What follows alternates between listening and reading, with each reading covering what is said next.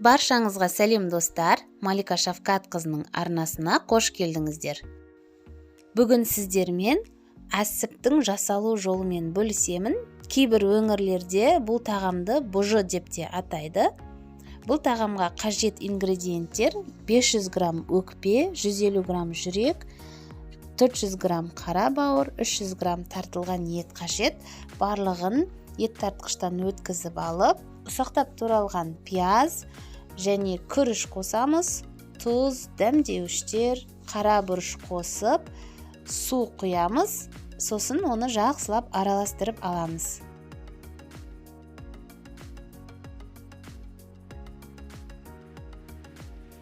Достар, егер менің каналыма тіркелмеген болсаңыз, тіркеліп, видеоға лайк басып, қоңырауша белгісін басып қоюды ұмытпаңыздар.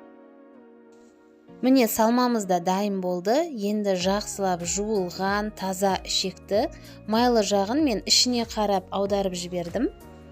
Қаласаңыздар, сіздер сыртына қарай аударсаңыздар да болады. Мен жай ғана жаңағы салмаға май қоспадым, себебі ішектің сырты майлы болды. Енді баклажканы кесіп, осылай дайындап аламыз да, енді салмасын ішекке салып шығамыз. Қатты бос болмау керек және қатты тығыз да болып қалмасын.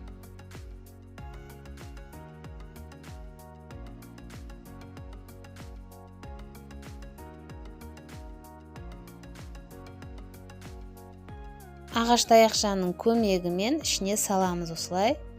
Ішекті толтырып аламыз. Сосын жіппен жақсылап байлаймыз, шешіліп кетпейтіндей етіп. Сосын жаңағы әсіп піскен кезде кескенге ыңғайлы болсын деп, осылай 4-ке бөліп тағы да байлап алдым. Негізі оны байлау да былай міндетті емес, қаласаңыздар осы күйде суға салып пісіре берсеңіздер де болады.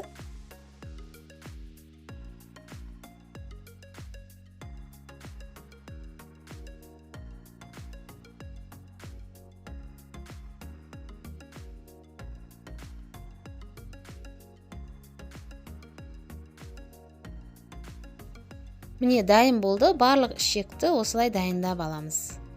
Қазанға қажетті мөлшерде су құйып, барлық әсіпті салып шығамыз да, қақпағын жауып, оттың астын жоғары етіп қоямыз. Көбігі шыққан кезде көбігін алып тастаймыз. Дәміне қарай тұз, дәмдеуіштер қосып, әсіпті осылай тесіп шығамыз, жарылып кетпеу үшін. Қайтадан көбіктерін алып, енді баяу отқа қойып, қақпағын кішкене ашып, 1 сағаттай қайнатамыз. Тамағымыз да дайын болды. Достар, өте дәмді болып шығады. Міндетті түрде дайындап көріңіздер. Қою күйінде жеуге де болады. Етті ассортилерге қоюға болады. Немесе сорпалап ішуге де болады.